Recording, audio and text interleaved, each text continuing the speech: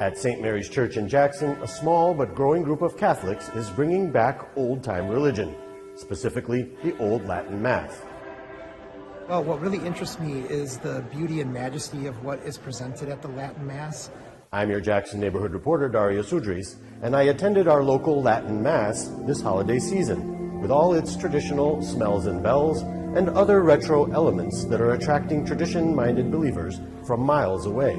A friend of mine and his wife invited me to come to the Latin Mass, and I came to the Latin Mass, and it just blew me away. It was like going and seeing Star Wars for the first time in 1977. With roots said to reach back to the Roman Empire, it was supposed to be phased out by Vatican reforms in the 1960s, to be replaced with a more contemporary liturgy in a local language everyone could understand.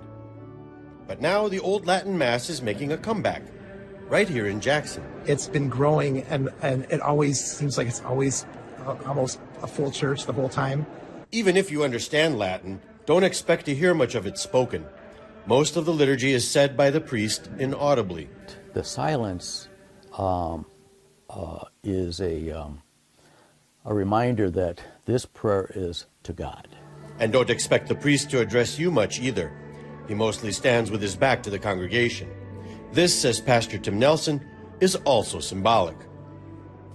It's not a prayer to the people, it's a prayer to God.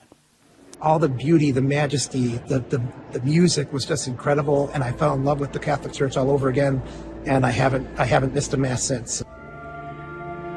There is the music.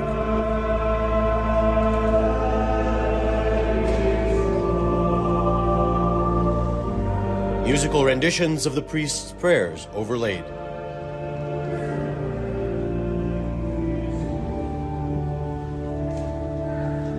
And apparently it's not just nostalgia that's bringing people in. Nelson says interest is growing among the young, some coming from as far away as Hillsdale. What they're drawn into is the awe, the reverence, the solemnity of it, which can sometimes be lacking. While there have been moves by the Vatican to limit its spread, Nelson says he hasn't felt any pushback from the Diocese of Lansing, which oversees Catholic churches in our neighborhood. I reached out to the diocese for comment, but did not hear back in time for this broadcast. In Jackson, I'm your neighborhood reporter, Dario Sudris, Fox 47 News.